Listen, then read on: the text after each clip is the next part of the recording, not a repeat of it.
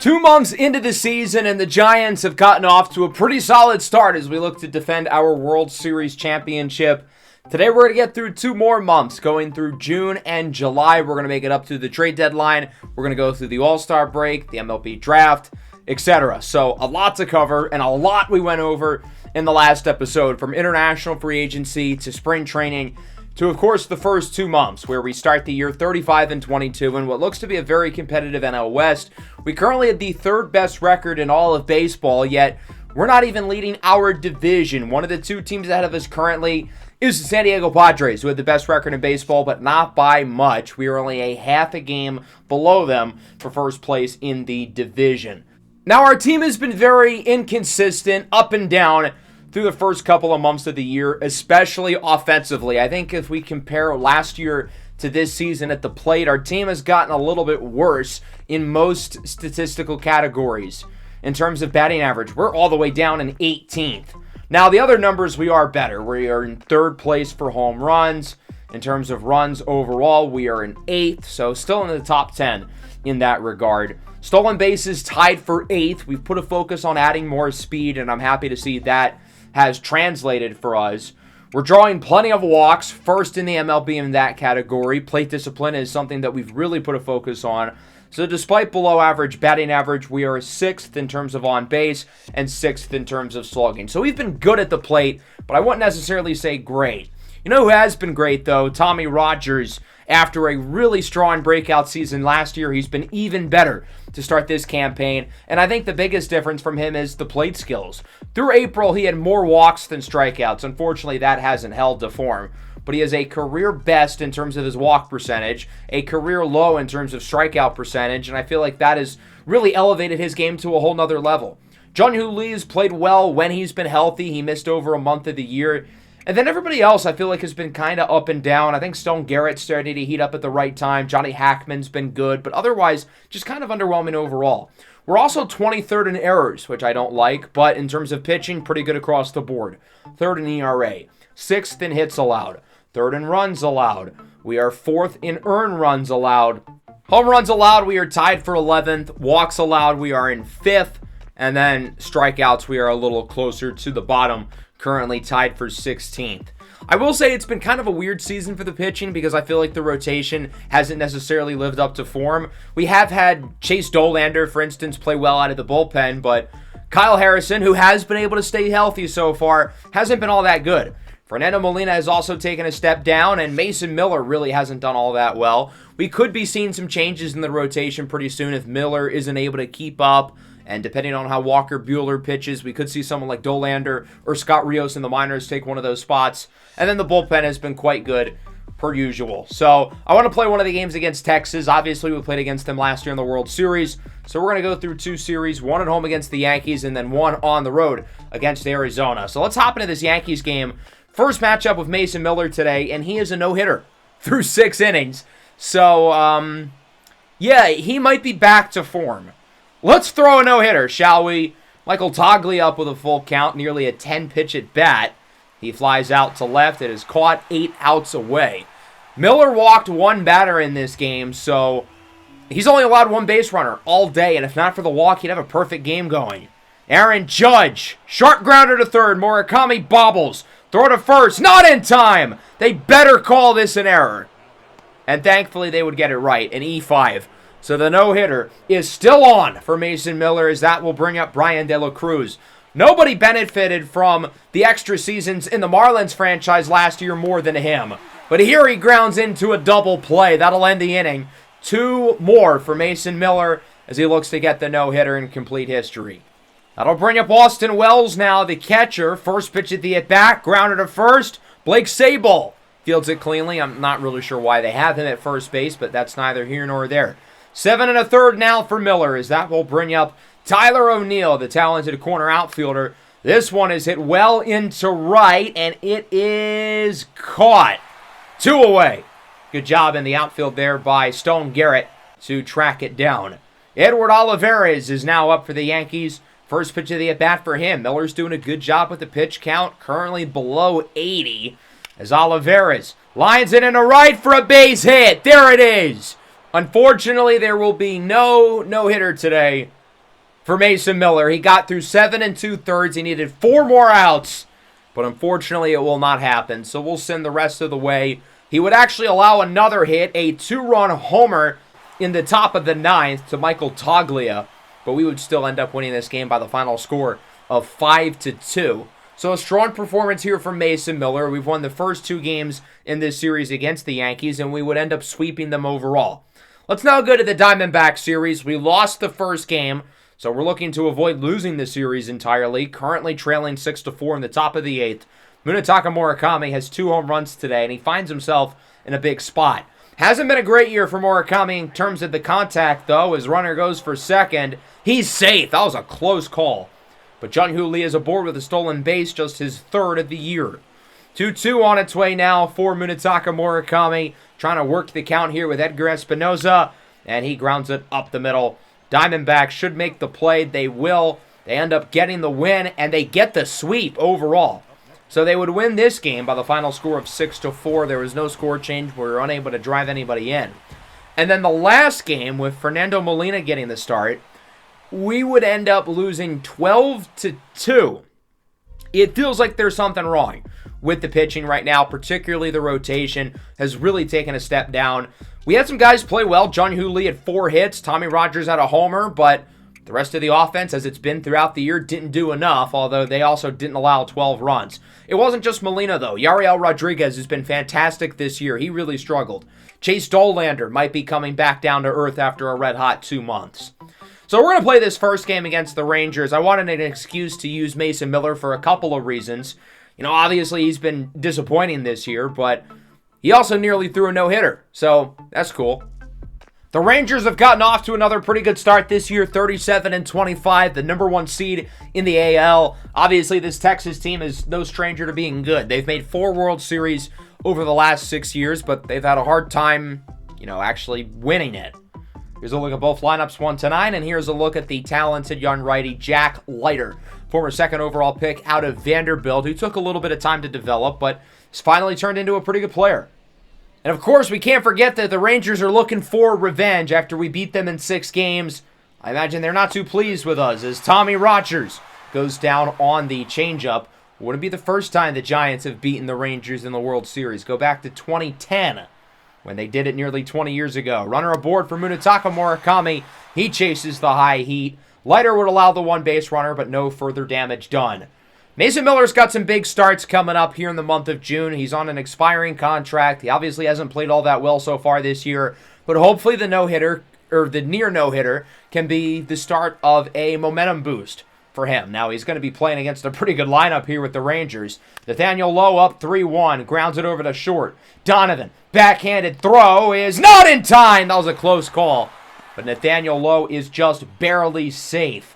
Corey Seager now up for the Rangers. This one is going to be hit into left. That goes for a hit. So now Texas is starting to stockpile some base runners. 2 on, 2 out. Big opportunity here for the 3rd baseman, Josh Yanyu. Full count. Swing and a miss on the fastball. Mason Miller gets out of the jam, allowing the 2 late base runners. Neither of them are able to score. He is fired up, as that will bring us into the bottom of the 2nd. Ezekiel Duran leads off the inning for the Rangers. He's ahead in the count, 2-1. As this one goes off of his back. Ooh, that's got to hurt. Miller picks it up. Throw to first is not in time. As we check on him on the mound, looked like it hit his shoulder to be specific. I would think it's not a long-term injury, but we're going to have to take him out of the game. That certainly sucks, and he's only going to get through 1 inning today and will be replaced by John Schreiber, who's obviously not a long reliever. But the thought process here is that obviously we had nobody warming up in the bullpen because I did not anticipate he was going to lead the game this early. So Schreiber is going to come in now, face off against a few batters, and then we're going to bring in an actual long reliever. Well, you can tell that Schreiber's not overly loose because his first batter, Adolis Garcia, sends one into the seats. And that'll make it 2-0. Just his 7th home run of the year, going 434 feet. And so the Rangers take advantage of the injury to Miller and the quick pitching switch. They lead it 2-0. Jefferson Caro bloops it into left. That one will go for a base hit. He's going to have to hold up at first, though. Quick cutoff by Kyler Rodriguez. Not a good start, though, for John Schreiber. He looks like a guy who was not prepared to go into the game because, to be fair to him, he wasn't supposed to. Daniel Mateo now flies it into center. Rogers is under it to make the play. And now that Schreiber has faced off against 3 batters, this is where we're going to take him out of the game. I was hoping the 3 at-bats would be a little bit more successful.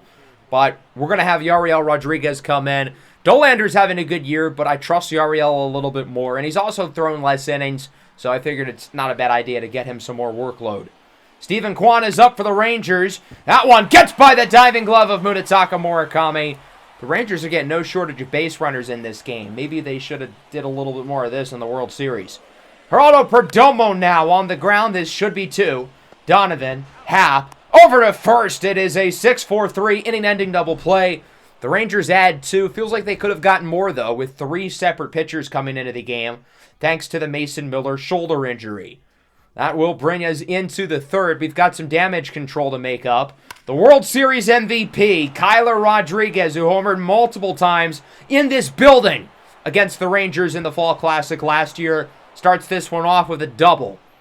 I don't know, maybe Kyler Rodriguez is a Globe Life Park merchant, as Jack Leiter hurt his back. Wow, he's going to have to come out of the game. So that means both pitchers will have gotten injured very early in this matchup. Mason Miller only threw 1 inning. Jack Leiter only threw 2. And so he'll be replaced by Owen White.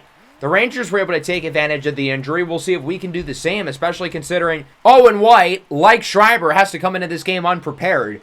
And he's allowing 346 against lefties. Munetaka Murakami flies it into center. That's not going to be enough, though. So White is able to get out of the inning, facing off against the top 3 hitters in the order with a runner in scoring position and nobody out. And he gets out of the jam. That's pretty unacceptable. We needed to take advantage of that opportunity, and ultimately, we did not. So that'll bring us into the bottom of the 3rd now. Corey Seager is up for the Rangers. 2-time World Series MVP, one with the Dodgers, one with Texas. Goes down on the splitter. Yariel Rodriguez looking to right the ship and keep it afloat, as that brings us into the 4th. Owen White's doing a really good job right now. 2 away. Ian Happ up the middle. Rangers are going to make the play, and that's 2 scoreless innings, 6 up, 6 down for Owen White. Coming out of the bullpen completely unprepared. He's been very impressive. That'll move us to the bottom of the 4th. Ezekiel Duran is up. He injured Mason Miller back in the 2nd, and now here sends this one into right. That one bounces over the fence. It'll go for a ground rule double, his 16th of the year. And the Rangers have the runner in scoring position for Adolis Garcia. He homered earlier, will draw a walk here. And so the Rangers now have 2 on, nobody out, and another chance to really add to this lead. Jefferson Caro goes down on the fastball. Big punch out for Yariel Rodriguez. He needed that one quite a bit. That'll bring up the center fielder, Daniel Mateo. Behind in the count 1-2. This one is on the ground. Murakami over to Happ. Throw to first is in time. Inning-ending double play. The Rangers unable to score anybody there. 2 2/3 innings for Rodriguez as we move into the 5th. Offense has got to wake up at some point, right? J.P. Crawford with a base hit. That's a good start, I suppose. He finds himself on base, and we'll see if we're able to take advantage. So that'll bring up Kyler Rodriguez, doubled in his last at-bat. Owner of the Texas Rangers thought he drew a walk. Umpire behind the plate says otherwise, and they call him out on strikes. The guy I thought should have won the World Series MVP last year, not that Kyler wasn't deserving, is Tommy Rogers, who was phenomenal against the Rangers, but he goes down swinging. 0 for 3 so far for Tommy Rogers, off to a quiet start as it remains 2-0, and we will travel into the bottom of the 5th. Stephen Kwan is up for the Rangers, and he goes down on the fastball. That one low, well out of the strike zone. Rodriguez completely fooled him. He is dialed in right now, looking to get Nathaniel Lowe. This one is hit sharply to second. Happ fields it cleanly. Throw to first is in time. That's now 3 2/3 scoreless. For Yariel Rodriguez, will move into the 6th. Pitching change for the Rangers. Got to give Owen White a lot of credit. Through 3 innings, he was really impressive, not allowing many base runners. Nobody obviously scored. Yuki Matsui, the former Padres lefty, will come in out of the pen for the Rangers. Hasn't been all that impressive this year. Granted, he's only thrown like 5 innings. He'll face off against fellow lefty Jung-Hoo Lee. Rips it down the line. That is a fair ball. It bounces off the foul wall, so he's unable to make it over to second. Has to hold up at first. But leadoff single here for the Giants, and we'll see if they're able to do anything with it. So that'll bring up Munetaka Murakami. 0 for 2 today, hitting barely above the Mendoza line on the year, as this one is put immediately on the ground. great. 4-6, 3 double play. They got him in time. Good job by the Rangers infield to turn 2. That'll bring up Stone Garrett, who mashes against left-handed pitching. And sure enough, he strikes out on the changeup. So Yuki Matsui gets through it. It remains 2-0, and we're going to make a pitching change of our own. I want to get another look at Chase Dollander. He's thrown a lot of innings this year, 82, and he's been pretty solid. ERA just above 4. I think he's been a good use of a Rule 5 draft pick. Could not have expected him to be this good, but this is not a good start. Corey Seager rips it into right. That one is gone. So immediately when we take Yariel Rodriguez out of the game, he does this. His 11th of the year, 390 feet. So that'll bring up Josh Young. 3-0 lead as he puts it on the ground over to second. Ian Happ, throw to first, is way off the mark. Luckily, Blake Sabol was able to come back, was able to make the play there and prevent extra bases, but that was not a good throw. Deshaun Watson drops back to pass as Duran puts it on the ground. Could be a double play. Much better throw by Brendan Donovan and a really athletic maneuver at first base by Stone Garrett to make sure he tagged the bag. Into the 7th, A.J. Minter, the former Giant, is into the game. He's been really good this year with Texas. 10 innings, 0 earned runs allowed as he faces off against Ian Happ, looking to make up for the error in the last inning, and I guess he does. He draws a walk. So he's aboard here with 1 away. Bottom of the order due up. That'll bring up Brendan Donovan, who made the nice defensive play to also make up for the Ian Happ error. So fittingly, he will outweigh the walk with a double play. And the Rangers are now through 7 scoreless innings despite the injury to Jack Leiter. They've really responded well as that brings us to the bottom half of the frame. Jefferson Caro up the middle, base hit. Dollander still in the game. I figured the more reps with him, the better, given that even though he's pitched a lot in his big league career, more experience with us doesn't hurt, given his struggles with the Rockies. Daniel Mateo looks to lay down the bunt, and Ian Happ blatantly misses it. I mean, that's just impressively bad. How did he miss that ball? Now, I'll be honest, I intentionally decided not to catch it because I thought if we would get it off the bounce, it would be an easy double play. Problem is, Ian Happ moves like an 80-year-old grandpa and blatantly missed it. So he's getting benched. That's 2 horrible defensive plays in the last couple of innings. Stephen Kwan now sends it into left field. That ball goes off the wall. 4-0 Rangers. They're going to look to score the next run. 5-0 as he's barely safe. Should be an unearned run because of the hilarious defense by Ian Happ. But nonetheless, it is a 2-run double for Stephen Kwan. We're going to make another pitching change. And Yel De Los Santos is out of the pen. He's having another very good year. .71 ERA. It's crazy that we got him basically for scraps from the Padres, as he will face off against Corey Seager with 2 away. Flies it into center. It looks like De Los Santos will get out of the inning with no problem. But the Giants allow 2 more, headlined by a hilariously bad defensive play at second base by Ian Happ. Into the 8th now, back into the pen, looks to shut the door for the Rangers. TJ Antoine will come in, ERA below 2 on the year. He'll start things off with J.P. Crawford looking to light a spark. Up the middle, gets by the diving glove of Corey Seager. So JP's now got 2 hits today. We didn't get to see him, of course, much in the World Series or at all in the playoffs last year due to his injury. Kyler on the ground, should be 2, and that throw is offline. Geraldo Perdomo flips it to Duran, who completely misses the throw over to first base, and he gets called for an error. Tommy Rogers now flies this one into right field. Garcia at the track, at the wall, it's gone! And much like the Rangers, we will take advantage of the error by scoring the unearned run, along with Tommy Rogers, his 13th of the year. That leads the team. And we are going to make it a ball game as it's 5-2. Still a lot of work to do, but it looks like the Giants are going to show some fight. Another pitching change for the Rangers. Rich Juarez will come into the game. Former highly drafted righty, really good prospect with the Rangers, and has clearly turned into a good player.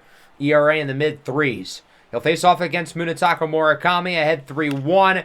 Gets a pitch right down the middle and hits it right over to second base. Murakami really is a 3-outcome player. It's an out, which is often, a home run, or a walk. He's our Kyle Schwarber, for better or worse. Ian Hamilton comes in here in the bottom of the frame. Had that rough opening day performance, but since then it's been awesome. ERA below 1. Here's Adolis Garcia, homered earlier. Lee at the track, at the wall, it is gone! Adolis Garcia, his second home run of the ball game, 8th of the year, and that will make it 6-2. The Rangers adding a little bit of insurance. They might not have to sweat this one out as Patrick Bailey is up with one away, behind 1-2. He gets plunked! Charge the mound! Charge the mound! I don't think he's going to charge it. 2 away now for Johnny Hackman in off the bench. Flies this one into center. Mateo is under it, and the Rangers will attempt to get revenge. They still have 2 more games to go, but they win the first of the series here at home by the final score of 6-2. Won't necessarily outweigh losing the World Series, but not a bad consolation prize. Our offense did not do that much. Again, it was Tommy Rogers and Jung-Hoo Lee leading the way, as has been throughout the year. J.P. Crawford was good too, but nobody else was really all that impressive. Mason Miller obviously got injured. That was very unfortunate timing. And that kind of ruined things for us because Schreiber allowed the home run, and then we had to play from behind the entire way. Yariel Rodriguez was really good, though. I give him credit, but the Rangers' offense was just a little bit too much. 6 runs, 12 hits. They were consistent throughout the entire game, and thus they will get the win. So we have now lost 4 in a row. Hopefully this does not become a trend, as we're going to simulate through the remainder of June into the month of July. Some of the highlights upcoming in this month, including 2 more games on the road against the Rangers. Then we've got the Astros. The Angels are really good. We've got the Cubs twice. They're certainly not going to be easy. The Cardinals are in there. And then we've got 4 at home against our arch rivals, the Los Angeles Dodgers, who we've had their numbers since the start of last year. But they did sweep us the last time we saw them back in May at home, no less. So we're going to hop into this next game against the Rangers. We currently trail 3-2 here in the 8th. 2 on, 2 away for the former Ranger, Leody Taveras, who puts it on the ground. Texas will make the play, and unfortunately, that was our only real chance to win the game. Texas would hold on. They win the series as they take this game 3-2. And for those counting at home, that is now 5 consecutive losses for the San Francisco Giants. Let's try to avoid what would be another sweep here in this last game, as we got a gem from Sandy Alcantara, 7 1/3 scoreless innings, 2 on, 1 away for Corey Seager. He will line it well into right. It's caught by Lee. That should be enough for the run to sacrifice, though. And thus the Rangers will tie the game up, and it looks like we might not be able to take advantage of this Sandy masterclass, given the struggles from the offense. Let's see if we can get Josh Young here. 1-2, pops it up into the shallow outfield. Jung-Hoo Lee is under it. He will make the play, so we only allow 1. But unfortunately, the Rangers would end up winning this game by the final score of 2-1, other than Ezekiel Duran walk-off single in the 11th. So we had 2 extra innings and did not score either time. And to make matters worse, Stone Garrett, shoulder separation, out for a month or 2. He was really starting to play well after a slow start. I would say he's been arguably our most consistent player since the start of May, with the exception of, obviously, Tommy Rogers. So we're going to bring back up Brendan Davis. He was up for Jung-Hoo Lee. He actually played pretty well, and he's been really good in AAA, so I'm excited to get him another opportunity at the very least. Looking at it glass half full, I guess. But now we've lost 6 in a row. We've got to right the ship, and that brings us to this game against the Astros. Bottom of the 9th, we're back at home after a disastrous road trip. Runner on first, 1 away. Johan Duran against Jung-Hoo Lee, who puts it on the ground. 6, 4, no, he is safe! Jung-Hoo Lee with the hustle that'll keep the game alive. Not going to be easy, though, given we're, playing against Johan Duran. But Brendan Donovan is one of our best clutch hitters. Lee goes for second, doesn't matter, swing and a miss. Duran with the save. That is 7 losses in a row for the San Francisco Giants, who are currently in free fall, as we see the Astros celebrating, including, as you can see on the right, Luis Toribio, the former Giant, who's been quite good. He's hitting .303 with Houston. He might have gotten away from us. We would win the next game, finally ending the losing streak, 14-12. We scored 7 in the 4th. We were up by 7, but the Astros got 1 in the 7th inning and 6 in the 8th to tie it. Tommy Rogers drove in 8 runs with a double, 2 triples, and a homer, carrying the offense. We had a pitching disaster class, but luckily, we hit the ball well enough to get the win. Allowing 12 runs, though, normally is cause for a loss. Rough game from Fernando Molina again. So Rogers now has 7 triples this year. I wanted to take a look to see if that led the league. I figured it would be pretty high up there. He's currently in second behind Oswald Peraza, who has 12! That is insane! He had 10 through his entire career going into the year. And not even halfway through June, he has 12! So in the last game against the Astros, somebody scored 10 runs, and it was not us. Another pitching disaster class. We lose 10-1. We are 1-8 in our last 9 games and have allowed 22 runs over our last 2 contests. We've got to get a win here. Top of the 9th, up by 1 against the Angels. Camilo Doval looking to shut the door with Pete Crow-Armstrong aboard for Santiago Casula, who looks at the slider. And Camilo Doval got injured on that pitch, his finger. So now he is out of the game, and we are going to have to go to the bullpen and replace him with Edwin Diaz, which, to be fair, is not much of a downgrade. Diaz has allowed 0 runs so far this year. He's been quite the addition for us, but now he is in for the save. 2-2 for Casula. Swinging to this on the fastball. We'll see if the Angels can look to get a big swing here from Stephen Kuo behind 0-2. And he goes down on the fastball. Finally, another win here for the Giants, taking this one 4-3. We had a casualty, though, Camilo Doval injuring his finger. But hopefully this can be the start of a win streak for a team who, again, has only won 2 of their last 10. Finger contusion for Doval. He'll be out for a week or 2. And we're going to call it Mickey Manzanillo, who had a great spring training. He's been just as good in AAA this year. Played a little bit in the big leagues last year, but he's earned a longer look with the big league club. We ended up losing the last 2 games against the Angels. 4 consecutive series losses, and that brings us to Wrigley against the Cubs. Top of the 10th, tied at 2. We're 2-10 in our last 12. We need a big swing! Tommy Rogers with 2 on and 2 out crushes it into right. And the Giants add to the lead. It's 5-2. When in doubt, we've got to call upon our superstar to make a play, and he does just that. His 15th of the year, 415 feet for Tommy. And that swing ultimately is the difference for us as we end up winning by the final score of 5-3. The Cubs would add another run in the bottom half of the inning with a Nico Horner double, but it would not be enough. We've lost 4 series in a row. Can this be the spark that our team has needed? Well, we're going to hop into another game here against the Cubs. The good news I have is that we won game 2. The bad news is we were up 4-1 and are in the process of blowing this game. With the tying run at third, Brandon Lau, the winning run, just walked. And there's nobody out as well, so we could be in trouble. Miguel Amaya puts it on the ground. Should be a double play. We had the infield playing in. Oh my, he's safe. That's not even a double play. We had the infield playing in because I wanted to be aggressive and throw the ball home, but that ball was hit so slowly, we were never going to have time. Maton down the line and fair. That one goes to the wall. Amaya rounding third, heading home, and the Cubs walk it off. We allow 4 runs in the 9th inning, and Edwin Diaz, or I guess Ed Luz Diaz disaster class, we really got walked off by a furry. If you know, you know. Shout out Nick Maton fan club. Apollo Knight, our international free agent signing, has torn his ACL. Things really cannot get worse for us this month, can they? So we're going to sim forward quite a bit now, and I actually have some good news for once. We played against the Cardinals in St. Louis and swept them, scoring 7 runs per game. That brings us to our second series against the Cubs, now in San Francisco. This is the final game. We lost the first 2 and won the third. Here we were up 4-2 going into the 9th, but the Edwin Diaz at closer experiment continues to be a disaster. The Cubs would score 4, take the lead, but look at this in the bottom of the 9th.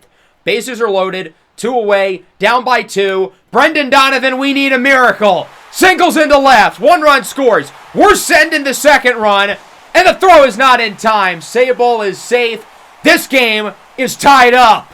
Brendan Donovan, one of the best clutch hitters on the team, delivers. And now the Cubs are going to go to their all-star closer, Ryan Helsley. 3.18 ERA on the season. Runners on the corners, 2 away. J.P. Crawford looking to be the hero after Brendan Donovan saved the game. Count is even at 1 apiece for Crawford. That was the pitch. Lined it into right, but he got a little bit ahead of it, and it goes foul. Behind 1-2, pops it up. I think the Cubs should be able to make this play, and they will. So it's tied at 6. I guess the inning could have gone worse. I mean, the top half of the inning went horribly, but we did score 2, tying it and sending us to extras. So the Cubs brought in their extra innings runner with an RBI single by Brandon Marsh. Now we've got to do the same. J.P. Crawford is the runner. Brendan Davis is up. He's having a good game against his former team. But we do have Jung-Hoo Lee on the bench. Now, Lee has not had a very good month of June. His average and OPS are currently the lowest of his career. He's really not having a good month, but he's been so good over the last 5 years. We've got to trust him in this spot, and he hits it high and deep into left center. That ball does not have enough carry, and we're not going to tag up the runner. Could be a little bit risky, but I think we're going to keep him at second. That'll bring us to the top of the order. Johnny Hackman hitting leadoff! Rips it into right! And it is foul. That would have been for the game, but it just went a little bit to the right. Count is even now for Johnny, 2-2, and he pops it up. Certainly not quite his last at bat. This one goes into foul territory. Chicago makes the play. There's no reason to tag the runner. We're going to hold him at second, and now that brings up Ian Happ, the former Cub, once again. Rips this one into right center. That one goes into the gap, and the Giants tie it at 7. An RBI double for Ian Happ. We made it close there, but luckily, we're able to tie the game. Let's see if we can try to win it. We're going to go for a pinch runner here, replacing Ian Happ with the much faster Leody Taveras. He will face off against Tommy Rogers, batting in the 3 slot today. He is 0 for 4 in this one. If I'm the Cubs, I'm not really looking to pitch to him, as he swings and misses, but it's a wild pitch. Throw to first is in time. The plan almost worked. We wanted to advance the runner to third. Doesn't quite happen. Rogers unable to beat out the throw. Bottom of the 11th. The Cubs score nobody. Good job by the bullpen. And best of all, we've got Tommy Rogers as the winning run. So Jung-Hoo Lee would walk. Kyler Rodriguez is up with a full count. He is 0 for 4 today, looking for that big swing. And it won't be here. He draws a walk and the bases are loaded. So the Cubs are going to go back to the pen. I'm surprised they kept Helsley in that long. But he will be replaced by Yency Almonte. 2.78 ERA and around 45 innings of work. He's been really good this year. And it's Brendan Donovan. Saved the game in the 9th. Wins the game in the 11th. Walk-off hit for Donovan as Tommy Rogers scores. Shout out to Brendan Donovan. He is a true superhero. We were down to our last out in the 9th, down by 2, and he ties the game.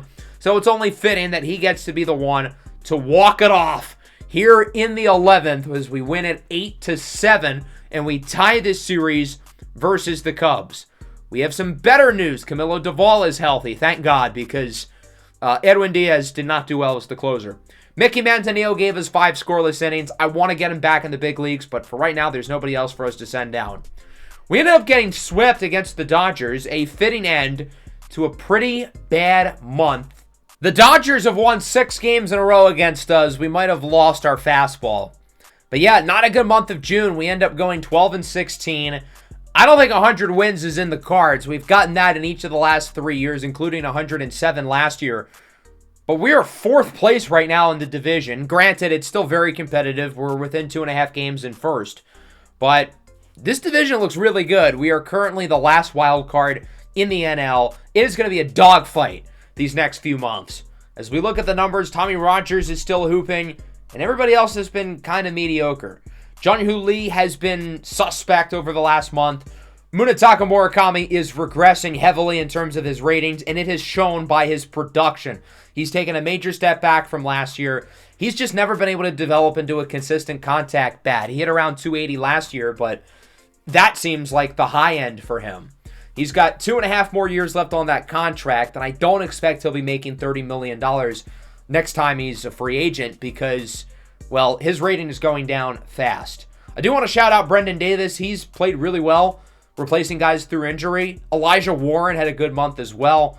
As for the pitching, another not-so-good month. Kyle Harrison is still struggling. Fernando Molina really did not perform well. Walker Buehler's been a little inconsistent. And Mason Miller was not able to capitalize off the no-hitter. And to make matters worse, the bullpen had a really bad month as well. Cabrera, Schreiber, De Los Santos, Diaz, all struggled. I feel like we've got to shuffle the deck, particularly in terms of the pitching, and so we're going to make a move. Mason Miller has been traded to the Houston Astros. We got Miller all the way back in season number 2. We chose trading for him over Sandy Alcantara. Ironic, because we ended up getting Sandy later. Miller's been a solid back-end starter for us, but he's never really been consistent. He had his best season last year with a WAR nearly at 4, but this year, even with the near no-hitter, he just has not been very good. Not to mention he's on the last year of his deal. That certainly hurts his value. We're not going to be able to get that much back in return, but we do get a solid pitching prospect from the Astros in Lauren Dwyer. And we're going to bring back a familiar face, Joey Bart. We traded away the former number 2 pick back in season 1. He's actually played pretty well with the Astros, but I'm more so getting him as a minor league depth piece behind some of the catchers we already have. I'm going to be trading John Schreiber as well. He is going back to the Kansas City Royals. It was either this or DFA him because he's really not playing well right now. He's been excellent for us over the last 2 years, but he's 35. He's regressing a lot. The Royals is a really good team figure. Why not take a shot here, try to improve the bullpen? If it doesn't work, we can just cut him. And it's not like they're giving back a substantial piece, but I did want to target Alfonso Cortez because, again, it gives us more catching depth for the farm system. So we're going to be able to add a few spots to the roster with Joey Bart being sent down. Which pitchers will be joining the big league club? Well, we're going to start by making another change to the rotation. Walker Buehler's been okay, but Chase Dolander's been better this year. I think he has earned the opportunity to start for us. He's been really solid as a Rule 5 pick, 120 innings. That is in first place in all of Major League Baseball. And he hasn't started a single game. That's crazy. But what a pick he has ended up being, swiping him from the Rockies. Mickey Manzanillo is right back up after a few days in the minors. And then in terms of who our other new starting pitcher is going to be, Scott Rios is shoving in AAA. I have a feeling he will not be going back to the minors ever. I think he's earned the opportunity to be a full-time starter with us. So Rios and Dolander joined the rotation. Manzanillo now in the bullpen with Walker Buehler, while Mason Miller is now with the Houston Astros. I wanted to shake up the deck, and we certainly did, just in time for a big series on the road against another NL contender and a team we are quite familiar with, the Atlanta Braves, who have also taken a step back this year, but that's been a little more predictable given they lost so many guys in free agency. Dolander and Rios will make their first starts against Cleveland, so we're going to play this last game. I wanted to use Fernando Molina, see what the deal with him is. So we're going to hop into this game here. Bottom of the 8th, we are up 4-3, 1 away, but there's 2 on, 2 out. Sean Murphy against Edwin Diaz, coming off a really rough month of June. As he puts it on the ground, Crawford flips it over to second. The Giants get out of the inning, and ultimately we do end up winning the game by the same final score of 4-3. That was Atlanta's opportunity to make the comeback, and luckily for us, they don't. We want to start the month of July off a lot better than we did with June, so performing well in this series against Atlanta would certainly go a long way in doing so. Let's hop into the second game now against the Braves. We trail 4-3, top of the 9th, but all hope is certainly not lost. We have 2 runners on base, nobody out. Griffin Jax is on the bump. He will face off against Leody Taveras. Look at the left. Marco Luciano, the former Giant, 3-run homer. Good for him. He hasn't been all that good this year with Atlanta, but I guess that's worth noting. Anyway, Taveras on the ground, splits the third baseman and the shortstop for a base hit here on the 4th of July, as we're going to keep the runner at third with nobody out. I don't want to be aggressive. I don't love loading the bases, though, because we're probably going to find a way to screw it up. But it is Tommy Rogers, though, our best offensive player, behind in the count 0-1. Rogers on the ground, could be a double play. The Braves only get the 1 out, and more importantly, the run does score. It would have scored even if they got Tommy out at first. So we're tied at 4, 2 on, 1 away. Big at bat for Jung-Hoo Lee, who dominated against the Braves last year in the playoffs. He's picked up right where he's left off. 5 for 6 over these first 2 games. That one goes off the wall. It's a 2-run double. We will take the lead 6-4, and we end up winning by the final score of 6-4. An impressive 9th inning. Jung-Hoo Lee doing Jung-Hoo Lee things. It appears after a rough start to the month of June, the Jung-Hoo Lee of the last 5 years is back. His OPS is already back in the high 800s. So we've won the first 2 against Atlanta, the Braves, struggling to get revenge on us after we beat them in the NLCS in 7 games last year.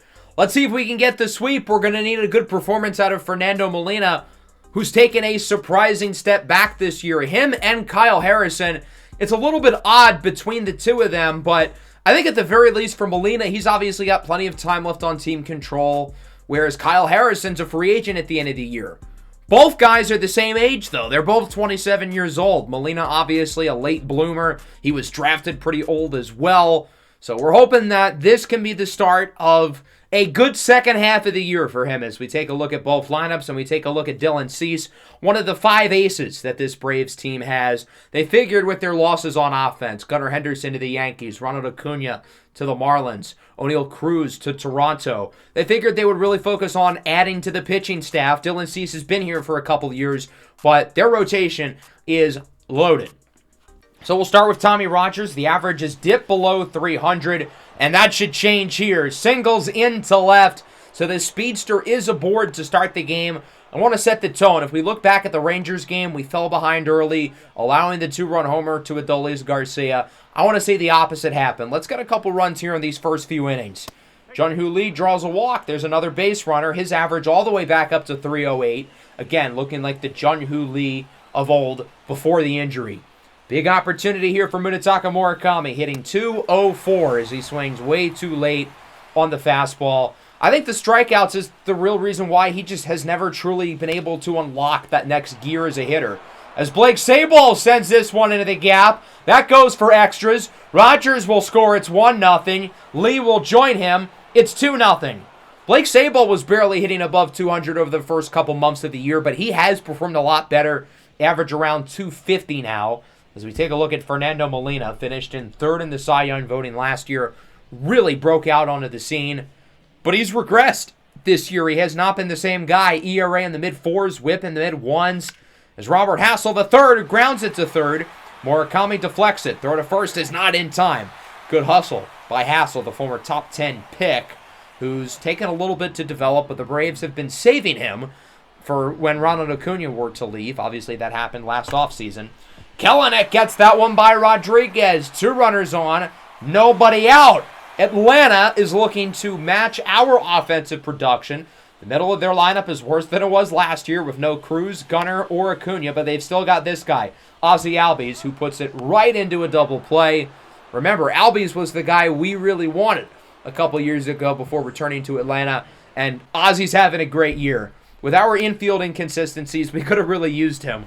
As Riley puts it down the line, that's going to score a run. And so the Atlanta Braves are on the board. Riley is barely safe at second.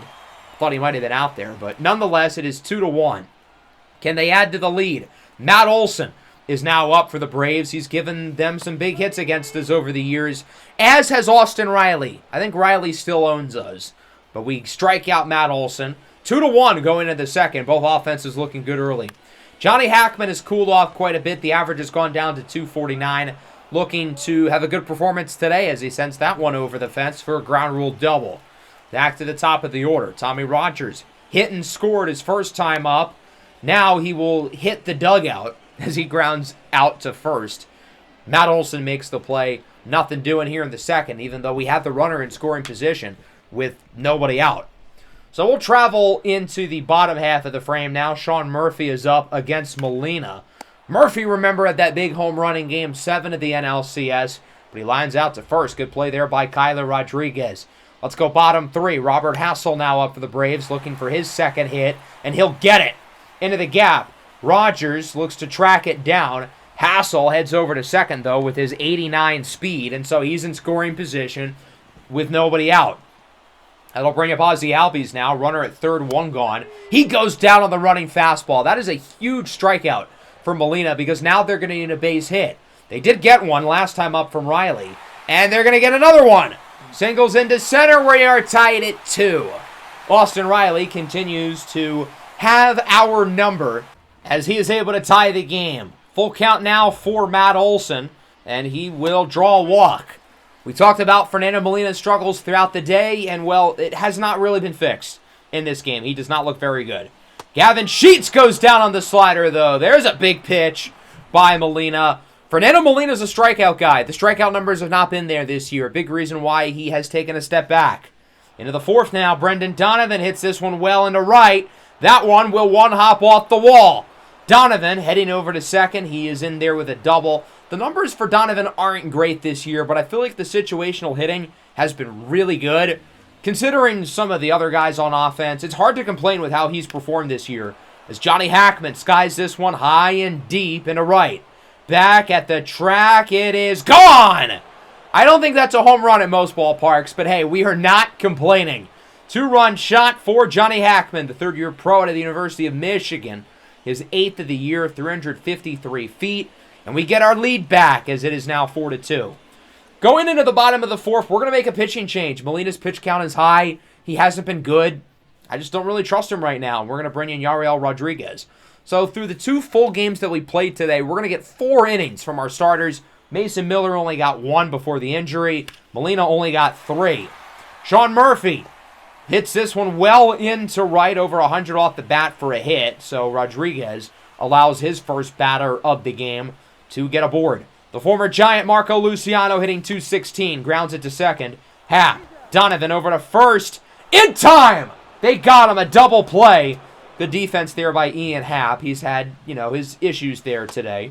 Brendan Doyle goes down on the slider. Good inning for Yariel Rodriguez. He's able to get through the fourth, as it will remain 4-2 in favor of the Giants, and we will travel into the fifth.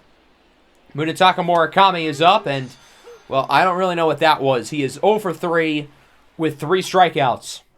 Sometimes it's just not your day, although he's had a lot of those this year.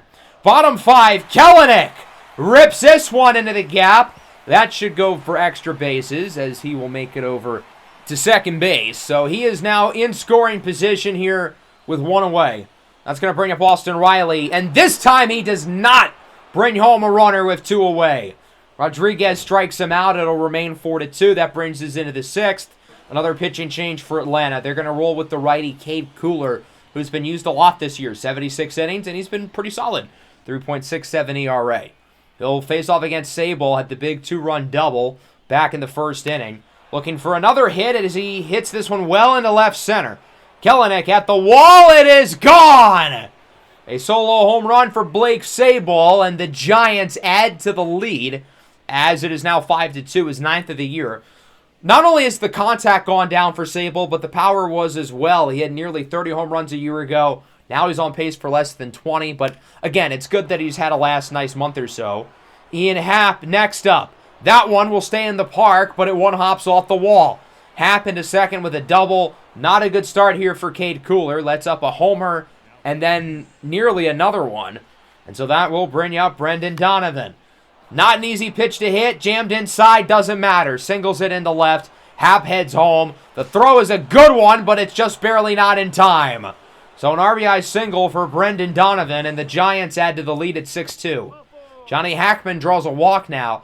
They've probably got to take Cooler out. I mean, he's really struggling right now. I'm surprised they're sticking with him.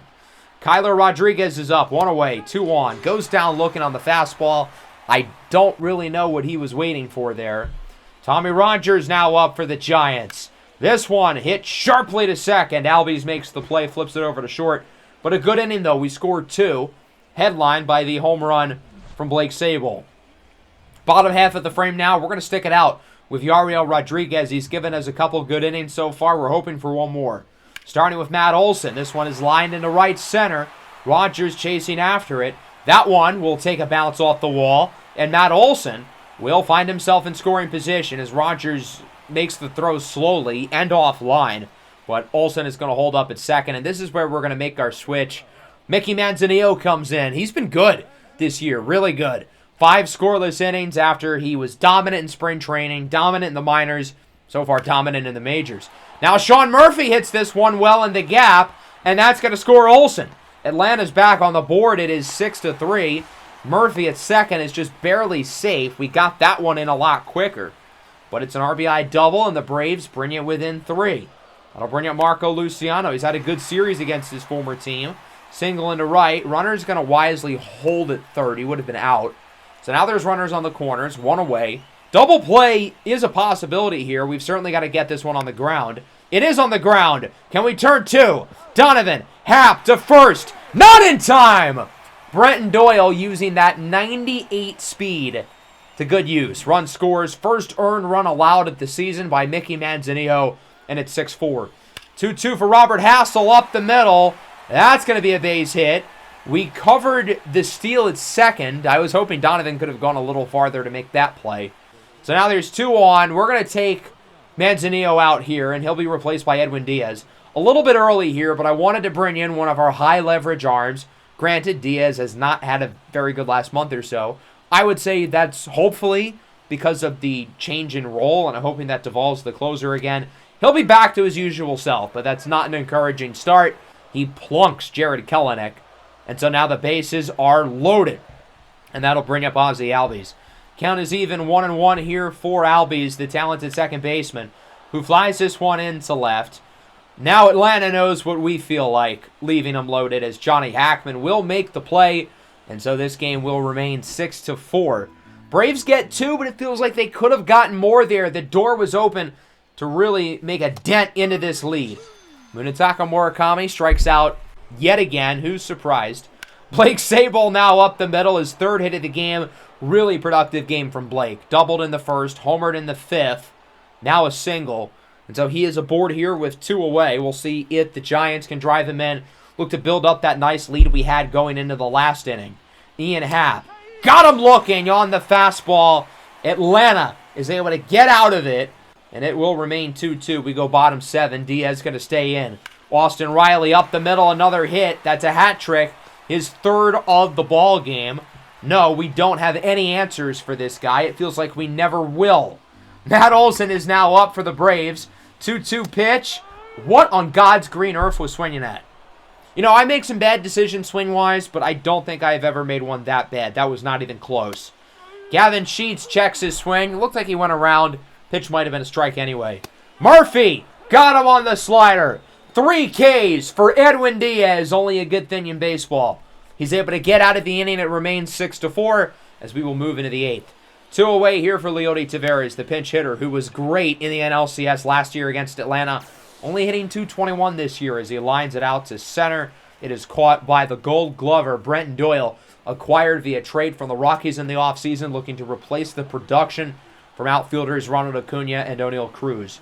We're going to go to the back end of the pen, minus Edwin Diaz, because we already used him.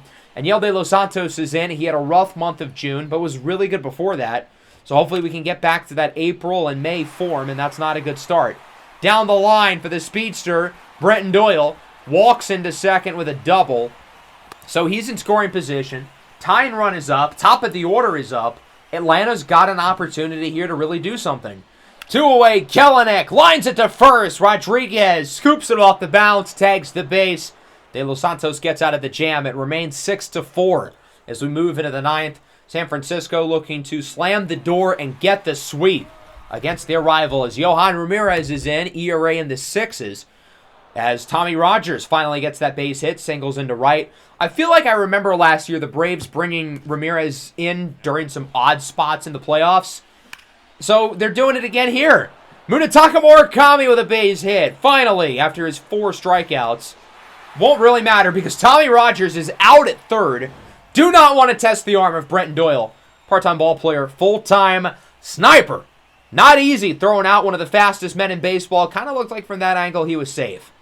As we go bottom 9, Camilo Duvall in for the save. He was inconsistent last year. We decided to bring him back, and that decision proved to be a good one. 17 of 20 in save ops, 1.82 ERA. He's been really good this year. The rest of the bullpen had a rough month of June, but not him, largely because he was injured for 2 weeks. He strikes out Ozzie Albies, 2 away for Olson. Goes down on the sinker. Braves down to their final strike.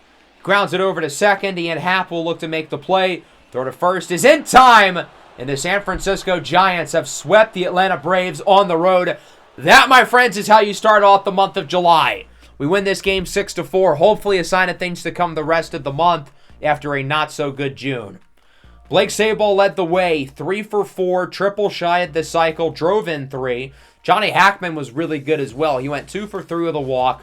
Both of those guys homered. They drove in 5 of our 6 runs. Fernando Molina struggled, but the bullpen overall was quite good, I feel like. Now, Atlanta still hit the ball fairly well. They finished with 13 hits. They had a lot of runners on base. They just couldn't really capitalize throughout the game. Dylan Cease was okay, not great, not bad. Same can be said with the bullpen. So we'll see if we can keep this going, as we've got some American League matchups coming up leading into the All-Star break and the MLB draft. We're headed on the road for Cleveland. Chase Dolander's first start with us. Scott Rios' first start of the year. Then home against Toronto and Minnesota.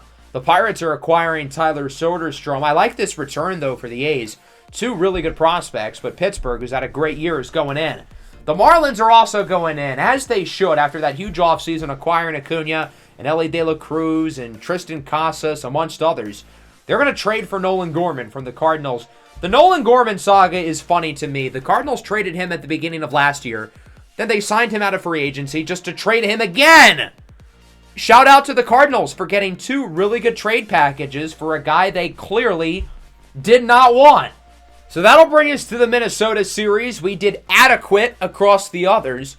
We won 2 in Cleveland. We lost 2 of 3 against the Blue Jays. And now that brings us here against the Twins, who have been consistently one of the better teams in the AL throughout this series. We're looking to walk it off, but grounding it to short with runners on base is not how you do that. Good hustle, though, by Leody Taveras to keep the inning alive. We do have the one out at second, though, so now 2 away. Runners on the corners. Brendan Donovan strikes out on the fastball. He's been our walk-off hero throughout the episode, but he's not able to deliver that time. Pablo Lopez gets out of it. We will get another opportunity here in the 11th. Liover Peguero, the former Giant, with a 2-run homer. Walker Jenkins would bring home a run, but then Johnny Hackman would drive one in, making it 3-2. Alexis Diaz in for the save. Munetaka Murakami is up. Maybe not the guy you want at the plate when you need a base hit, per se, as he flies it into center with 2 outs. Caught by the Twins, and they win this game by the final score of 4-3. So the Twins take the first of 3 in San Francisco, the final series before the All-Star break. We haven't gotten off to a bad start this month, given the sweep against Atlanta, but we're now 3-4 of our last 7. Again, pretty mediocre. So that brings us to the MLB draft. We have not talked about these prospects at all during the season, so this will be interesting. We shut out Minnesota 4-0. Love to see it. Great game from Sandy Alcantara. Jojo Romero gets the loss. His ERA on the year is 7. Wow, we might have dodged a bullet. I did not see this coming at all. Remember, I really wanted to re-sign him, but clearly it's a good thing we didn't. Felix Bautista as well has not been that good this year. Both Romero and Bautista were better in the regular season and the playoffs than Camilo Doval. Doval was the only one we brought back, and I guess it worked out, clearly. That'll bring us to the MLB draft. We had the 30th pick in the first round, along with every round. No extra picks for us since we're a big market team. But let's get it started. The Yankees and the Red Sox picking first and second. Remember, they both took huge jumps in the lottery. The catcher, Guillermo Castellano, ends up being the number 1 pick. This was to be expected. He was the top projected player in the class. Derek Mangels, outfielder, goes second to Boston. And then Robert Estes, third overall second baseman to the White Sox. So we'll simulate to the end of the first round. The guy I was hoping for was second baseman James Bake. He ends up going 18th overall to the Phillies. So that idea is off the mark. And now the question is, do we go with a veteran reliever or a position player? There are some good relief options here, specifically Rob Lowell, who I think is going to be really good right off the bat. We could go with a position player, and ultimately I think that's what we're going to do. Stephen Yu is the pick. The upside is limited, but I think he'll be able to start as soon as next year for us, which is useful because J.P. Crawford and Brendan Donovan are getting older. When you can have elite contact hitters, that's a big deal. Rob Lowell ended up being the very next pick. If we regret passing on him, he will be in our division with San Diego. We're going to draft Charles Otto, a starting pitcher, here in the second round. Round 3, shortstop Dwayne Felton. Much like our first pick, low ceiling, but could be a pretty solid player right off the bat. For our late picks, we're going all upside. Jared Reed in the 4th, a catcher. Ronald Mateo in the 5th, a third baseman. And then Mr. Irrelevant, we're going to pick John Swigum. Mostly because he has a cool name. There really isn't anybody enticing left on the board, so it's all about the name test. So we're going to simulate this last game against Minnesota. We win 6-5, so a good series win to wrap up the first half of the year. And that brings us into All-Star festivities, the Home Run Derby and the actual All-Star game. We are tied for first in the division. Technically, that also would make us tied for the second wild card. The top 4 teams all within 2 games of each other. It could be a photo finish to wrap up the year. So in the home run derby, we do not have anybody participating. Notable performers include Juan Soto, Xavier Isaac, Mike Trout still got it, and we've got a couple of Royals with Vinny Pasquantino and Bobby Witt. The National League ends up winning the All-Star game. Love to see it. We ended up with just 3 All-Stars, starting with Sandy Alcantara. Very well deserved. He's been our most consistent starter this year, which says nothing. Kyle Harrison and Fernando Molina have not been good, and the other 2 guys were replaced. For Sandy, this is his 4th career All-Star bid. Darlo Esteban, the former international free agent, ends up getting the start. Out of the bullpen, Camilo Doval makes it for a 6th time in his career, 5th time in this series. The only time he missed was year 2 in 2025. Very well deserved. He's been awesome this year. Felix Bautista makes it in as well. As for the position players, not many representatives here. We only ended up with Tommy Rogers, which, first of all, very well deserved, his 2nd. I don't really think anybody else deserved it other than Tommy Rogers, though. Jung-Hoo Lee and Stone Garrett have been our next best position players, and they've both been hurt for a large chunk of the year. So I don't really have a major complaint there. I can't think of anybody else on our team who deserved it. Those 3 guys certainly did, though. Shout out Tristan Beck, the former Giant.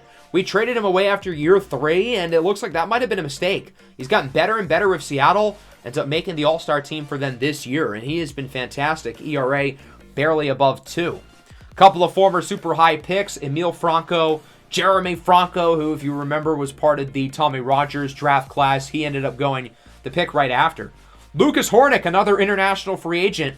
And the cool thing about him is that he was an international prospect from this year's class, making the All-Star team in his first season with the A's organization. That's pretty dope.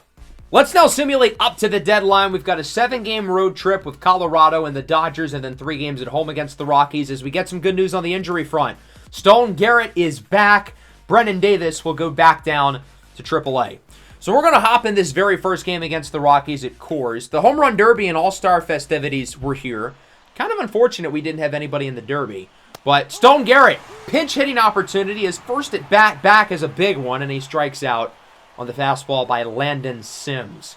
Leody Taveras now skies this one into foul territory, and at the wall it will be caught. That's a nice snag there by the Rockies. A good play in left by Sterling Thompson. Comes down to Brendan Donovan. He's been our most clutch player this year, but he grounds out to third. Andrew Monasterio makes the play, and the Rockies win it 2-1. So Colorado takes the first of 3. We don't want to be losing series to the Rockies. They are the only bad team in our division. And to make matters worse, Kyler Rodriguez broke his foot. Not ideal. We knew the injury concern was there when we drafted him, and it hasn't been perfect, but I don't think the injuries for him have been that bad. I do want to talk about his power, though. Nearly 1,000 career at-bats. He only has 36 home runs. For a guy with 84 power against both sides of the plate, that feels low.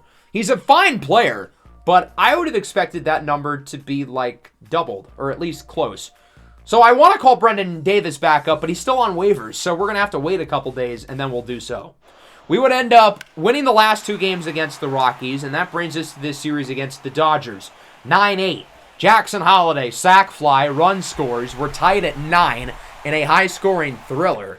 A rare blown save by Camilo Doval, and now the Dodgers look for the win. Dalton rushing up the middle. Doval scoops it. Throw to first is in time. Believe it or not, this was actually a Sandy Alcantara start, which kind of surprised me, given that he's been our only consistent starter this year. Whoa, a lot of action. Johnny Hackman drove in a run. Tommy Rogers, 2-run blast. And now Ian Hamilton looks for the save. He strikes out Shohei Ohtani. One more. It's Mike Trout, the ageless wonder. 37 years old. Got him on the slider. That pitch wasn't even close.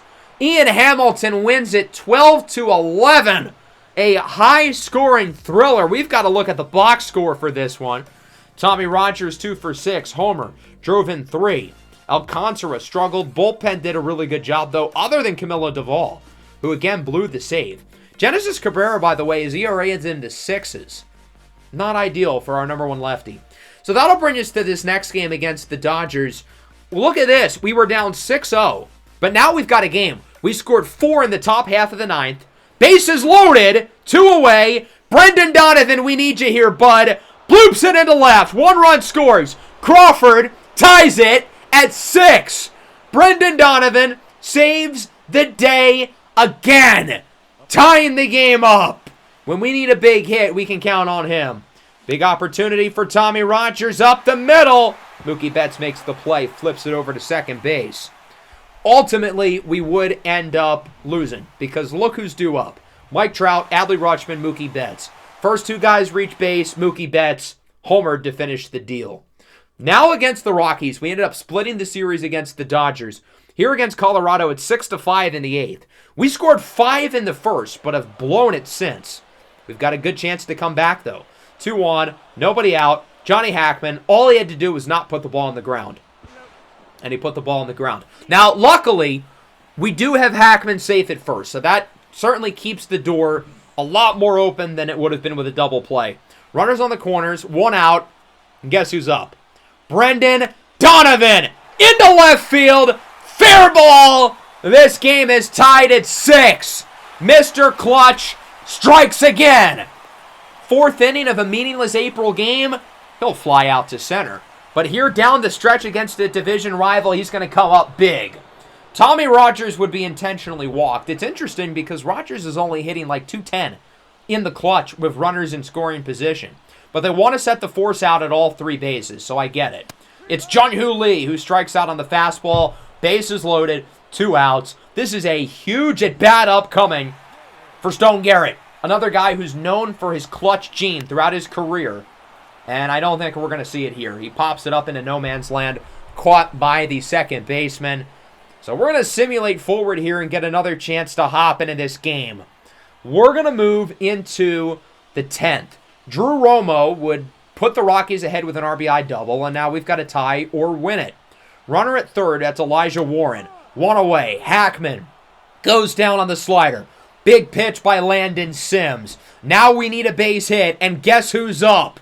Brendan Donovan. Can he be the savior once more? First pitch of the at-bat. He hits it well into left. Maybe a little bit too well. Part of the reason why Brendan Donovan has worked is because all of his big hits are bloops. Rockies win it 7-6, but we would end up winning the series 3-1, taking the other 3 games. So not a bad start to the second half of the year. 7-4 since the All-Star break, split against the Dodgers. Could have gone worse. We're still tied for first place in the division. We are tied for the #1 wild card as that brings us to the trade deadline. We've got some holes on this roster that we've got to clean up going into the final 2 months of the year, which we'll cover in the next episode. Hope you guys enjoyed. Make sure to leave a like and subscribe to the channel if you are new. Peace out.